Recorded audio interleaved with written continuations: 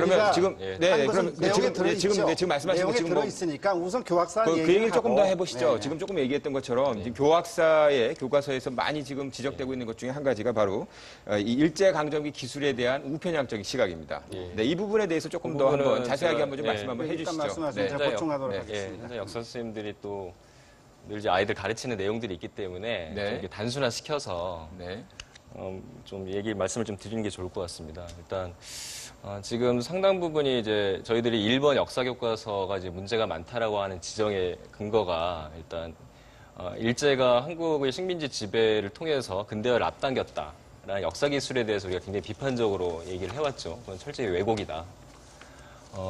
근데 이제 상당 부분 이 교과서에서는 선생님들 입장에서나 아이들 보는 입장에서 결국 이 교과서를 공부한 결과 상당 부분 이제 근대화 론에 대해서 좀 긍정적인 마인드를 좀 가질 수 있는 우려가 있다. 여러 곳곳에서 뭐 그런 느낌이 들고요. 뭐 대표적인 부분들을 좀 말씀을 드리면 282쪽에 이제 사료탐구 부분에 이제 일제 식민지 지배가 지속될수록 근대적 시간 관념은 한국인들에게 점차 수용되어 갔다.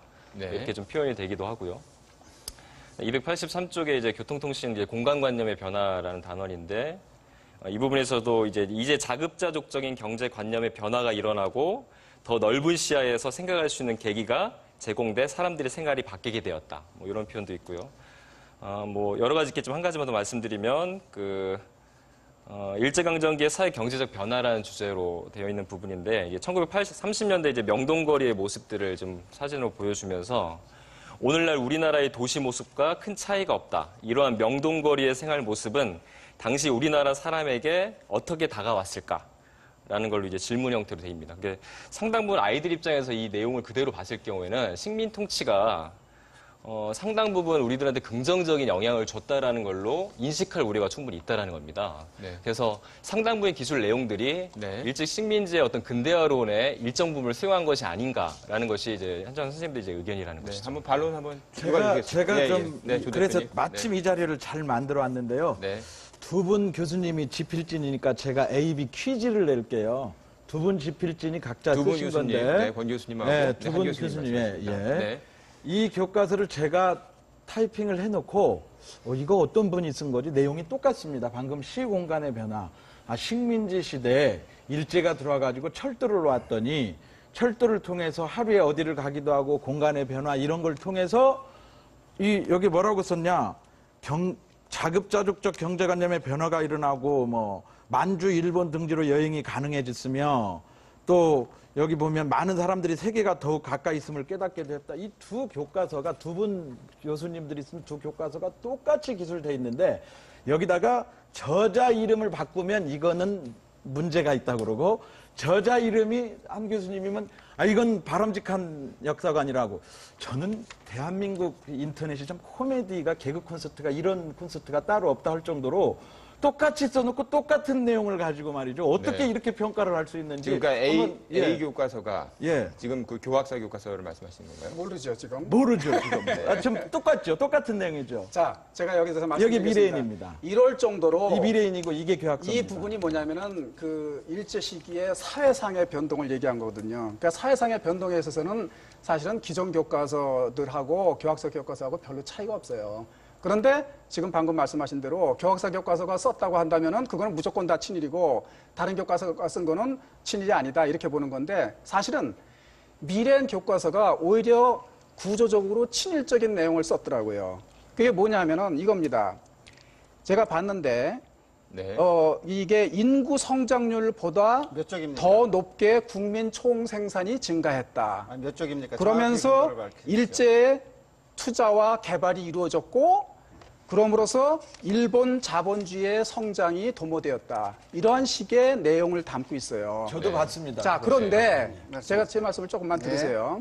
바로 그것은 뭐냐면은 일본 자본이 투하됨으로써 조선이 전통적인 이 사회경제적 구조에서 이 자본주의적 이 사회경제적 구조로 변한다고 하는 소위 말하는 늘 좌파들이 그 공격하는 식민지 근대화론을 그대로 구조적으로 여기서 제시하고 있는 거예요. 그러나 사실은 일제 시대가 문제인 이유는 그와 같은 방법으로 순탄하게 자본주의가 발달돼서가 아니고 그 자본주의의 발달이 가로막혔기 때문에 문제인 것이거든요. 그런데 미래한 교과서는 오히려 거꾸로 어떻게 좌파적인 입장을 가졌으면서 이와 같이 식민지 근대화론을 그대로 수용하는지 모르겠어요. 여기에 대해서 한번 좀 답변을 좀 해보시죠. 우선 우리 대표님께서 몇 쪽이라고 그러셨죠? 제가 찾아봐도 없네. 286쪽이. 아니 어떤 아니 네, 아까 보여주셨던 거죠. 요거요? 예, 네. 요것이 어느 예, 쪽에 예. 있냐고요? 286쪽 어디입니까? 지금 그게 새로 나온 교과서. 뭐 새로 나온 교과서든 어느 쪽이든 286쪽이라고 제가 이거 뭐 쓰셨죠? 오늘 아니 그러니까 파이팅을 한 건데요. 286쪽이라고 쓰셨죠? 예. 보세요. 예. 사회자님 286쪽에 지금 뭐가 나와 있습니까? 이건 천재 교과서입니다.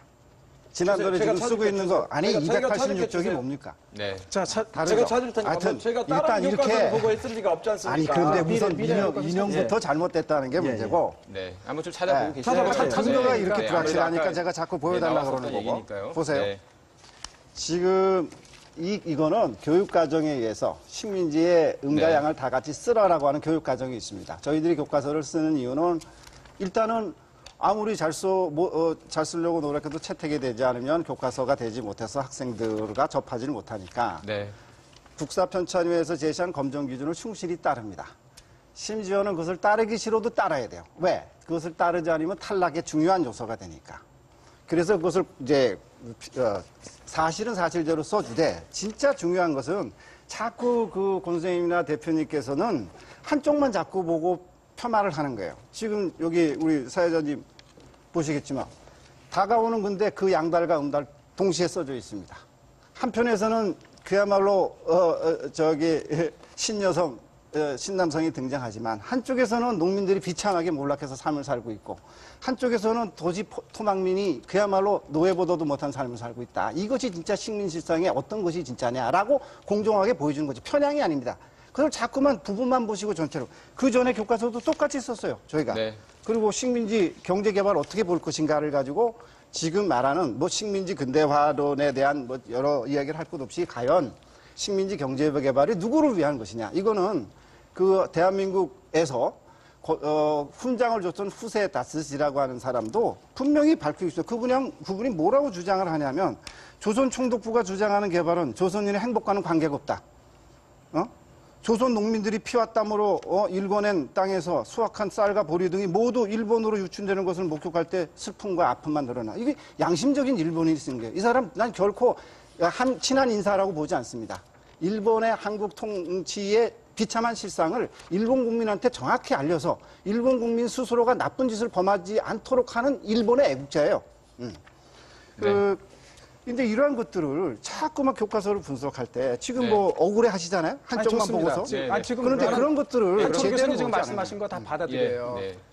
지금 교수님. 말씀하신 게 상당히 옳으신 부분이 있는데 그거는 뭐냐면은 바로 자기 눈에 들보는 보지 못하면서 제가 다른 눈에 어디 특구를 보려고 하는 거와 같은 식으로 여태까지 기존의 언론들이 그만큼 똑같은 것도 교학서 교과서에 있는 거는 친일이라고 공격하고 다른 교과서에 있는 거는 아무것도 아닌 것처럼 놔버려 두고 이런 식으로 해왔다는 얘기입니다. 네, 그런 면에서 편파성을 버려야 될 것은 다 마찬가지입니다. 그렇죠? 아니 근데 그런 편파성에 아까 교과서 우리 역사 쪽 봤지만 그런 편파성의 제기를 교학서 측에서 고리영 선생님께서 교과서 쓰기 전에 버려왔어요. 아까 말했듯이 뭐 어떤 부분 비판적인 부분은 전부 네, 좌편향이다. 지금 남도 당식이다. 이제 자편향 부분은 이제 내가 뭐 이제 이렇게 얘기할 얘기해요. 차례가 아니 있어요. 아직 할 말이 많습니다. 네. 예컨대 아니야, 우리가 이제 제가 얘기할 차례가